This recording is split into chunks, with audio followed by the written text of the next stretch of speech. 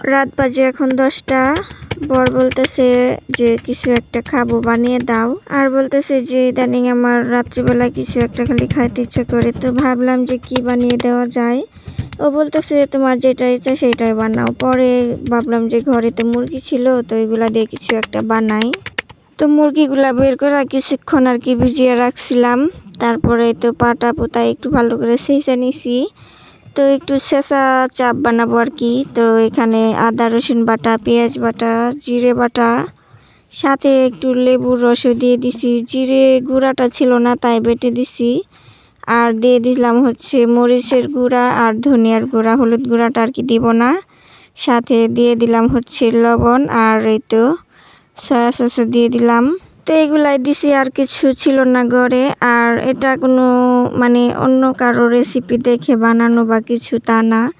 তো আমার ইচ্ছে মতো আর কি ঘরে যা মশলা ছিল সব কিছু দিয়ে আমি আর কি চাপটা আর কি বানাইছি।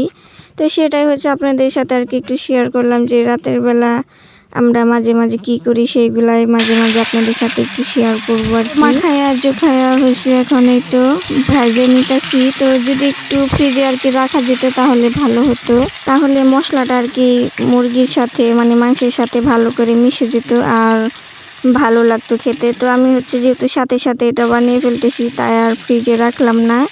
তো উল্টাপাল্টা করে আর কি ভালো করে ভেজে নেব। আর ভাজতে ভাজতে কিন্তু অনেকটাই সময় লাগে। আর এইগুলা যেহেতু হাড় সহ ছিল আর যেহেতু অল্প তেলে ভাজা হয় তাই অনেকটা সময়ই লাগে সিদ্ধ হতে। সাথে যদি একটু কাঁচা পেঁপে বাটা দিতে পারতাম তাহলে একটু অল্প সময় লাগতো আর কি, তাড়াতাড়ি হয়ে যেত সিদ্ধটা। তো যেহেতু কিছু দেয়নি তাই অনেকটাই দেরি লাগছে। আর রান্না করতে করতে কিন্তু আমার 12টা বেজে গেছে রাত। তো এই তো আমি বানিয়ে একদম রেডি করে নিয়ে আসছি বিছানায়। আর সাথে কিন্তু আমি তো একটু ঠান্ডা পানি দিয়ে একটু আর কি নানের মতো বানিয়ে নিছি। আর এদিকে এসে দেখি যে বর হচ্ছে ঘুমায়া পড়ছে। তো কি আর করার, ওরে আমি হচ্ছে ডাকতেছি, তো হচ্ছে একটু একটু চোখ মানে খুলে তাকাচ্ছিল। তো আমি হচ্ছে একটু আর কি খাচ্ছিলাম, তো ওকে আর ডাকতেছি আর আমি খাচ্ছি, যে বলতেছি উঠো বানানো শেষ। তো তো ঘুমাচ্ছেই।